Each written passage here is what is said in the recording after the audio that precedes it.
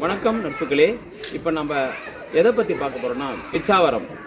பிச்சாவரம் என்பது ஒரு அடர்த்தியான காடு. இந்த காட்டுக்கு பேர் மாங்க்ரோவ் காடுகள்னு சொல்லப்படுகிறது. அலையத்தி காடுகள்னு இதை சொல்லுவாங்க.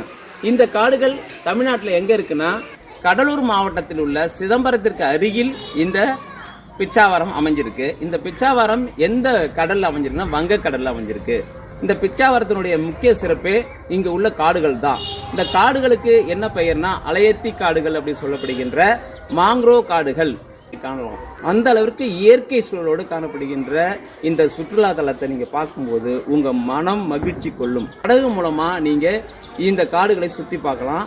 அப்படி சுத்தி பார்க்கும்போது இந்த காடுகள் ரொம்ப அருகே போய் நம்ம பார்க்க முடியும். இது முக்கியமா இந்த காடுகள் வளர்ப்பதற்கான காரணம் என்னன்னா சுனாமி காலங்களில் ஏற்படுகின்ற நில அதிர்வின் காரணமாக ஏற்படுகின்ற இந்த அலைகள் இதுல தடுத்து நிறுத்தப்பட்டு கரைகளுக்கு வராம தடுக்கப்படுகிறது. இந்த இடம் மிக பிரசித்தி பெற்ற ஒரு இடமாக இருப்பதற்கு காரணம் இதனுடைய தனித்துவமான அழகு வாய்ந்த இந்த கடற்கரை, இந்த கடல் சார்ந்த அமைப்பும் தான்.